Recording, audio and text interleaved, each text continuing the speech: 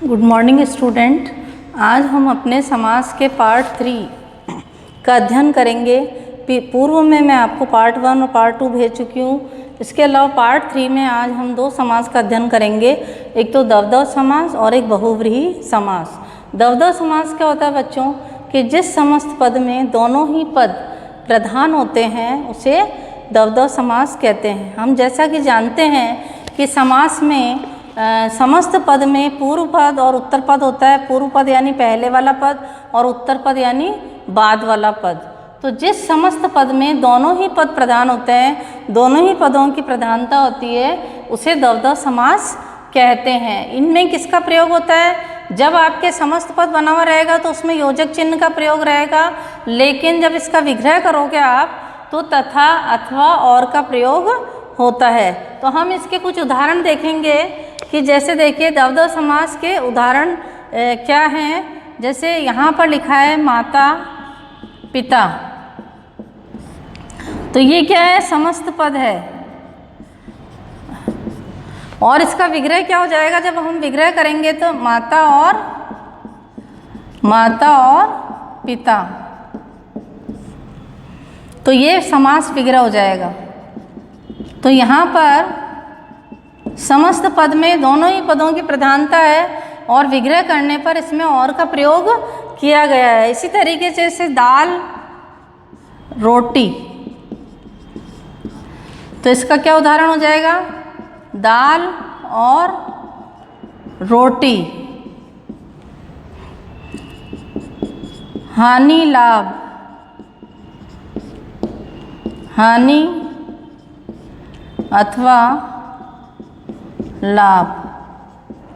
इसी तरीके से पाप पुण्य, पाप पुण्य, पाप और पुण्य। आगे देखिए इसी तरीके से जैसे सांभर वड़ा, सांभर वड़ा, तो यहाँ पर हो जाएगा सांभर और वड़ा। इसी तरीके से और उदाहरण देखते हैं। देखिए जैसे राधे श्याम, राधे श्याम, राधे और श्याम।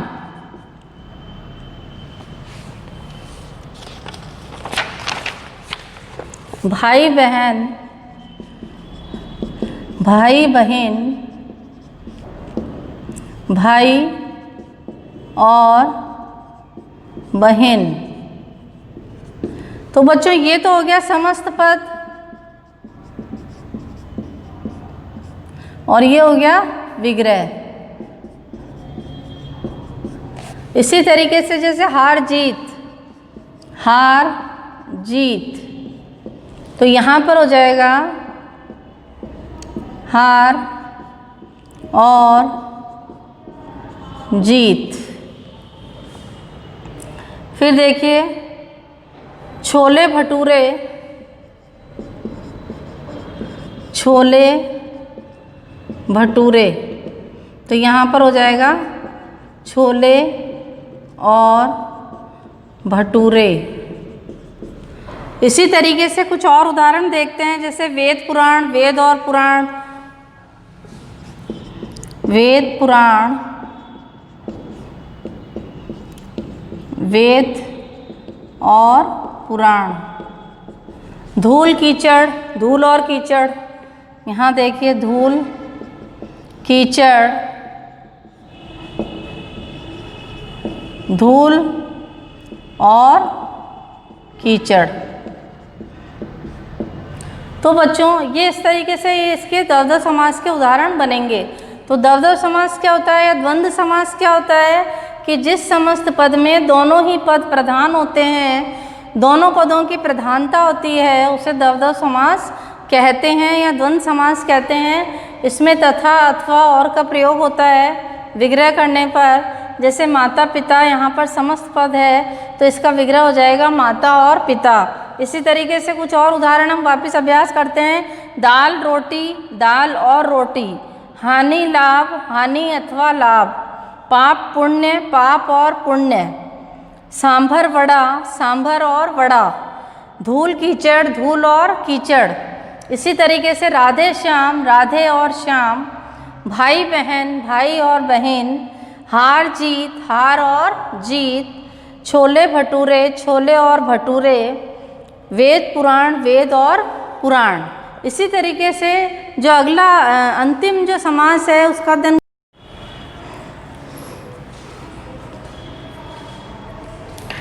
अगला जो हम समास देखेंगे वो है बहुव्रीहि समास, तो उसका अध्ययन करेंगे हम।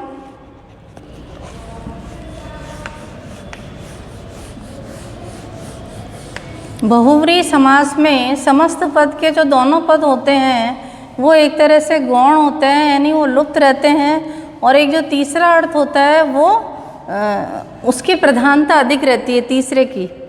तो देखिए आप,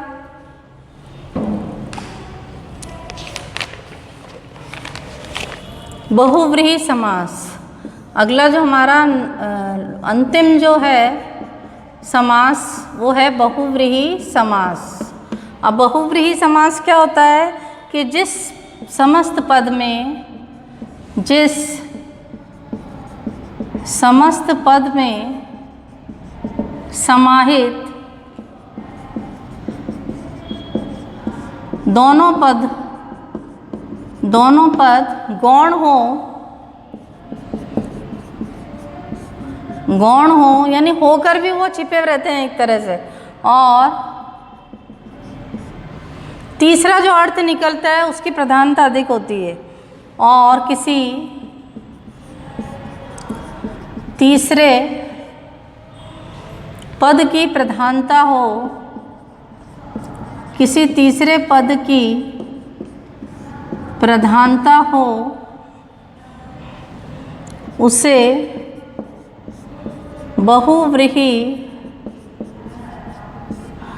बहुव्रीहि समास कहते हैं।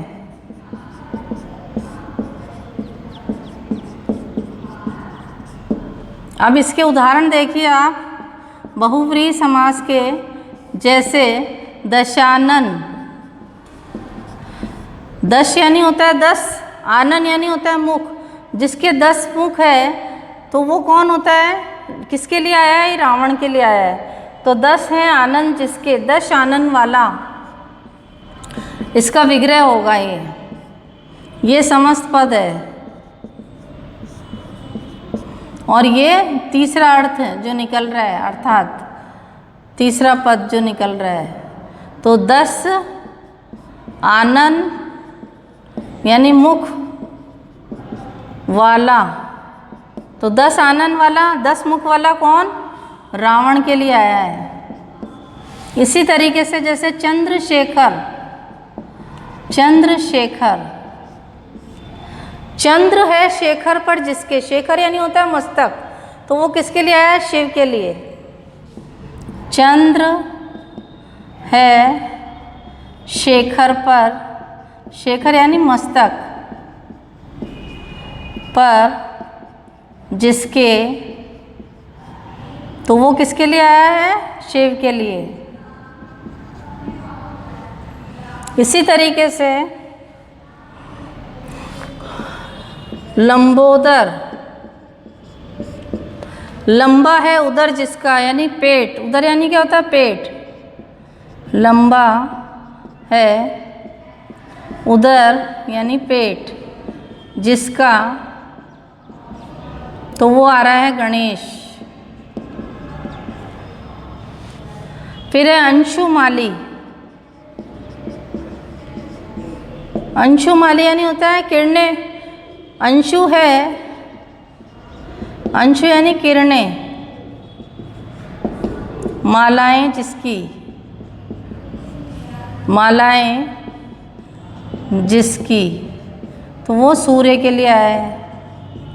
इसी तरीके से घनश्याम, घनश्याम, घन यानी होता है बादल, बादल के समान श्याम, घन के समान श्याम, घन के समान श्याम, यानी उनका जो वर्ण होता है, श्याम वर्ण होते हैं कृष्ण, तो इसलिए आ जाएगा यहाँ पर कृष्ण। इसी तरीके से बच्चों ये आगे और उदाहरण हो सकता है, जैसे हलधर, है ना, हलधर। हलधर यानी होता है हल को धारण करने वाला। तो जो कृष्ण के बड़े भाई थे बलदेव बलराम, तो उनके लिए आया है ये हलधर, हल को धारण करने वाला, अर्थात बलराम। तो आप जब भी परीक्षा में ये लिखेंगे तो इसका तीसरा अर्थ बताते हुए, और आपको इस तरीके से लिखना है, यहाँ पर आगे अर्थात लगाना है, अर्थात रावण, अर्थात शिव, अर्थात गणेश, अर्थात सूर्य, इस तरीके से, अर्थात कृष्ण, अर्थात बलराम। तो देखिए बहुव्रीहि समास क्या होता है कि जिस समस्त पद में समाहित दोनों पद गौण हो और किसी तीसरे पद की प्रधानता हो तो उसे बहुव्रीहि समास कहते हैं। जैसे देखिए दशानन, 10 आनन या मुख वाला अर्थात रावण। चंद्रशेखर, चंद्र है शेखर पर जिसके, तो शिव। लंबोदर, लंबा है उदर पेट जिसका, गणेश।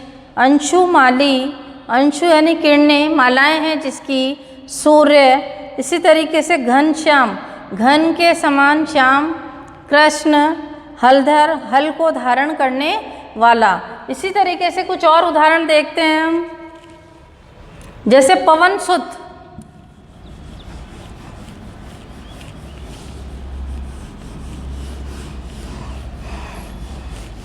तो बहुव्रीहि समास के कुछ और उदाहरण देखते हैं हम, जैसे बच्चों पवनसुत। अब पवन यानी तो होता है हवा और सुत यानी होता है बेटा, तो पवन का सुत यानी पवन पुत्र, पवन के लिए आया है जिसका पुत्र पवन सुत। तो यहाँ पे लिखोगे पवन का पुत्र है जो, पवन का पुत्र है जो, अर्थात हनुमान। तो ये हनुमान के लिए आया है। इसी तरीके से गिरिधर, गिरि यानी होता है पहाड़, गिरि पहाड़, गिरि को धारण करने वाला, गिरि को धारण करने वाला, अर्थात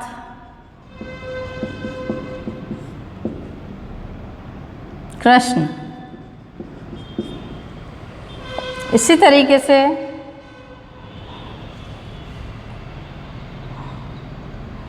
एक दंत, एक दांत है जिसका, अर्थात गणेश। एक दंत, एक दांत है जिसका, तो ये विग्रह हो जाएगा। किसके लिए आया? एक दांत है जिसका, अर्थात गणेश, अर्थात गणेश। इसी तरीके से चतुर्मुख, चतुर्मुख 4 मुख हैं जिसके, तो वो आया है ब्रह्मा के लिए। 4 मुख हैं जिसके, 4 मुख हैं जिसके, अर्थात ब्रह्मा। इसी तरीके से अष्टाध्यायी, अष्टाध्यायी 8 अध्याय हैं जिसके, तो वो व्याकरण का, पाणिनि का व्याकरण के लिए आया है। अष्टाध्यायी 8 अध्याय हैं जिसके, 8 अध्याय हैं जिसके, अर्थात पाणिनि का व्याकरण, पाणिनि का व्याकरण। आगे देखिए त्रिलोचन, 3 लोचन हैं जिसके, लोचन यानी होता है आँखें, त्रिलोचन,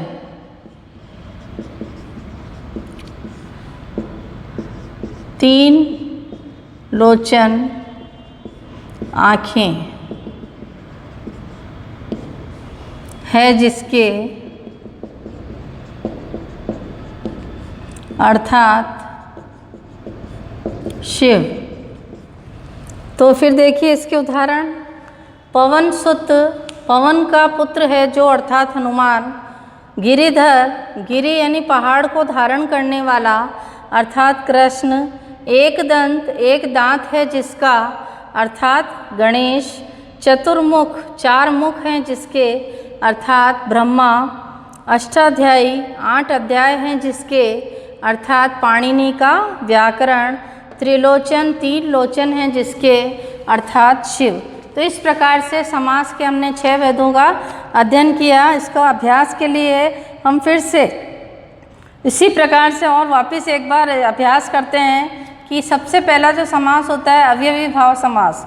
तो अवयवी भाव समास में क्या होता है कि जिसके समस्त पद जो होते हैं, पूर्व पद जो होते हैं, वो अवयव का काम करते हैं और उसे अवयवी भाव समास कहते हैं। जैसे प्रतिदिन, यानी इसका विग्रह क्या हो जाएगा, दिन दिन, आजीवन, जीवन भर, हर घड़ी, घड़ी घड़ी, हर घड़ी। इसी तरीके से प्रत्येक, एक प्रत्येक, एक एक, हर एक, रातों रात, रात ही रात में, यथाशक्ति, शक्ति के अनुसार। इसका विग्रह हो जाएगा अवयवी भाव समास का, यथाक्रम, क्रम के अनुसार। इसी तरीके से पहले पहल, सबसे पहल, बाइज्जत, इज्जत के साथ। तो इसके अलावा अवयवी भाव समास के अलावा मैंने आपको बताया था तत्पुरुष समास। तो तत्पुरुष समास जो होता है उसमें दूसरा जो पद होता है, जैसे समास में 2 पद होते हैं, पूर्व पद और उत्तर पद। तो उत्तर पद की प्रधानता अधिक रहती है और पहला पद जो है वो दूसरे पद की विशेषता को बताता है। तो जैसे तत्पुरुष समास में हमने देखा था कि जिसका समस्त पद का दूसरा पद, तत्पुरुष समास में जिस समस्त पद का दूसरा पद प्रधान होता है और पहला पद दूसरे पद की विशेषता बताता है। इसमें मैंने आपको बताया था कि कारक के विभक्ति चिन्ह होते हैं, तो उसमें विभक्ति का लोप होकर उसका समस्त पद बन जाता है। जैसे ग्राम गत, तो ये समस्त पद है, तो ग्राम को गत, तो ये तत्पुरुष समास कर्म तत्पुरुष समास के अंतर्गत आएगा। इसी तरीके से जो विभक्ति चिन्ह होगा, जैसे करण से, कर्ता ने, कर्म को, करण से, संप्रदान के लिए, अपादान से अलग हटकर, अधिकरण में पर। तो इस तरह के विभक्ति चिन्ह आएंगे तो उसके अनुसार हमको उसका लोप करके और हमको उसका पहचान करनी है कि ये तत्पुरुष समास है। इसी तरीके से कुछ और उदाहरण देखिए। रेखांकित, रेखा से अंकित, है ना। यश प्राप्त, यश को प्राप्त। हस्तलिखित, हाथ से लिखित। तो ये सभी, आराम कुर्सी, आराम के लिए कुर्सी, तो ये सभी जो हैं वो तत्पुरुष समास के अंतर्गत आएंगे। इसी तरीके से जैसे रसोई घर, रसोई के लिए घर। लक्ष्यहीन, लक्ष्य से हीन। और ऋण मुक्त, ऋण से मुक्त। इसी तरीके से देखिए देशवासी, देश का वासी, तो ये भी संबंध तत्पुरुष के अंतर्गत आएगा। फिर देखिए आगे गंगा तट, गंगा का तट। और घुड़सवार, घोड़े पर सवार। इसी तरीके से कर्मधारय समास होता है एक। कर्मधारय समास में क्या होता है, विशेषण और विशेष्य का संबंध स्थापित होता है और उपमेय और उपमान का संबंध होता है, जिसमें किसी की विशेषता बताई जा रही है और उसकी क्या विशेषता है। जैसे नीली, नील गाय, तो नीली है जो गाय, तो नील गाय आया है, तो उसके लिए कर्मधारय समान विशेषण और विशेष्य का संबंध बता रहा है। इसी तरीके से जैसे चंद्रमुख, तो उपमेय और उपमान का संबंध बता रहा है। तो क्यों बता रहा है, क्योंकि इसमें जो उपमेय है यानी प्रस्तुत वस्तु, और उसकी तुलना किससे की गई है, अप्रस्तुत वस्तु से। यानी मुख की तुलना किससे की गई है, चंद्रमा से की गई है। इसी तरीके से चरण कमल, तो कमल, चरण की तुलना किससे की है, कमल के समान कोमल से, तो वो भी उपमेय उपमान के अंतर्गत आएगा। तो इसमें कर्मधारय समास में जहाँ पूर्व पद विशेषण और उत्तर पद विशेष्य होता है, और जहाँ दोनों पदों में उपमेय और उपमान का संबंध स्थापित होता है, वो कर्मधारय समास कहलाता है। तो इसके भी उदाहरण मैंने आपको बताए थे पार्ट 2 में कि नीलकंठ, नीला है जो कंठ, महाराजा, महान है जो राजा। काली मिर्च, काली है जो मिर्च, है ना। इसी तरीके से अकाल मृत्यु, अकाल है जो मृत्यु। परमानंद, परम है जो आनंद। नील गाय, नीली है जो गाय। महादेव, महान है जो देव। इसी तरीके से महाराजा, महान है जो राजा। हंसमुख, हंसता हुआ है जो मुख। नागराज, नागों में जो राजा।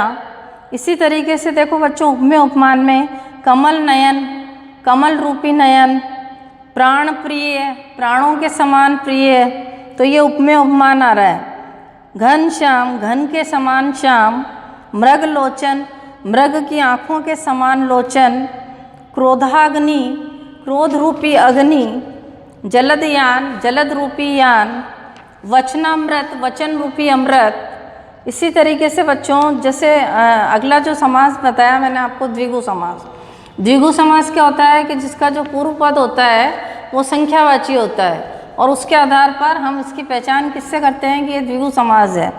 जैसे पंचवटी, 5 वटों का समूह। चौराहा, 4 राहों का समाहार। अठन्नी, 8 आनों का समाहार। चवन्नी, 4 आनों का समाहार। सप्त सिंधु, 7 सिंधुओं का, समुद्रों का समूह। तिरंगा, 3 रंगों का समाहार। दोपहर, 2 पहरों का समय। त्रिलोक, 3 लोकों का समाहार। त्रिभुवन, 3 भवनों का समूह। तो बच्चों इस तरीके से ये वाला समास होगा द्विगु समास, जिसका पहला पद संख्यावाची होता है। दवदव समास हमने पढ़ा अभी कि दवदव समास क्या होता है कि दवदव समास में दोनों ही पदों की प्रधानता होती है। जैसे माता पिता, माता और पिता। दाल चावल, दाल और चावल। पाप पुण्य, पाप और पुण्य। इसी तरीके से हानि लाभ, हानि और लाभ। सांबर वड़ा, सांबर और वड़ा। बहुव्रीहि समास, बहुव्रीहि समास में क्या होता है कि जिस समस्त पद में समाहित दोनों पद गौण होते हैं और तीसरे पद की प्रधानता होती है। तो जैसे यहाँ पर मैंने बताया था, जैसे पवन सुत, पवन का पुत्र है जो, अर्थात हनुमान, तो ये तीसरा अर्थ निकल रहा है, किसके लिए कहा गया है? हनुमान के लिए कहा है। तो ये बहुव्रीहि समास के अंतर्गत आएगा। गिरिधर, गिरि को धारण करने वाला, अर्थात कृष्ण। एक दंत, एक दांत है जिसका, अर्थात गणेश। चतुर्मुख, 4 मुख हैं जिसके, अर्थात ब्रह्मा। अष्टाध्यायी, 8 अध्याय हैं जिसके, अर्थात पाणिनि का व्याकरण। त्रिलोचन, 3 लोचन यानी आँखें हैं जिसके, अर्थात शिव। तो इस प्रकार से बच्चों आज हमारा समास का जो 6 पद हैं उसका ये जो चैप्टर है ये आज कंप्लीट हुआ। आप इसको उदाहरण को अच्छे से वीडियो को समझेंगे और उदाहरण को याद करेंगे।